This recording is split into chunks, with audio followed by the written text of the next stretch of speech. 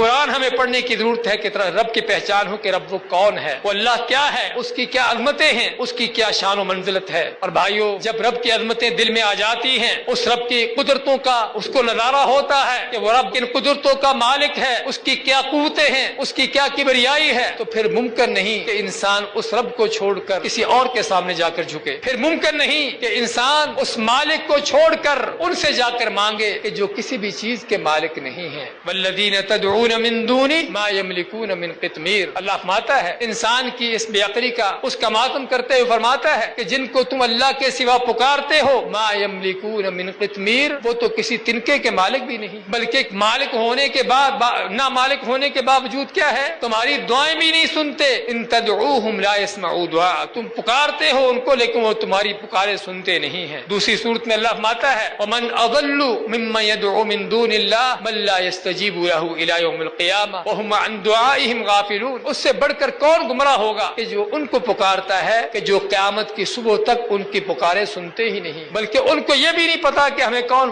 پکار رہا ہے، کوئی پکارنے والا بھی ہے یا نہیں۔ کیسے انسان کی عقل ہے اس رب کائنات کو کہ جو ہر وقت سنتا ہے۔ ہم انسانوں کی پکارے ہی صرف نہیں، اس چیونٹی کے چلنے کی آواز کو سنتا ہے، جو چیونٹی اندھیری رات میں کسی کالے سیاہ پتھر پر چل رہی ہے، چیونٹی بھی اس کی وہ بھی کالی ہے، رات بھی اندھیری ہے، جس پتھر پر چل رہی وہ بھی کالا سیاہ پتھر ہے، اللہ اس چیونٹی کو عرش پر ہونے کے باوجود دیکھتا بھی ہے اور اس کے چلنے کی آواز کو بھی سنتا ہے۔ کیسے تم اس رب کو چھوڑ کر ان کو پکارتے ہو جو سنتے ہی نہیں، اس مالک الملک کو چھوڑ کر کہ جو فرماتا ہے حدیث قدسی میں کہ اے جنوں اور انسانوں سبھی کے سبھی آدم سے لے کر قیامت تک آنے والے، اگر تم سبھی کسی کھلے میدان میں کھڑے ہو جاؤ اور ہر انسان اور جن اپنی اپنی حاجت مانگے، اپنی ضرورت مانگے، اللہ ہر ایک کی حاجت اس کو دے دے، اس کی ضرورت پوری کر دے۔ اللہ فرماتا ہے کہ میرے خزانوں میں پھر بھی اتنی بھی کمی پیدا نہیں ہوتی کہ جتنا سوئی کا سمندر میں ڈبونے سے سمندر کم ہو جاتا ہے۔ یہ ہے بھائیو الحمدللہ رب العالمین جو ہم کہتے ہیں، یہ ہے رب العالمین۔ کاش کہ ہم نے اس رب کو پہچانا ہوتا، کاش کہ ہم فاتحہ پڑھتے ہوئے اس رب کی عظمتوں کو جانتے کہ وہ رب کون ہے۔ تو یہ ہے وہ رب، یہ ہے وہ خالق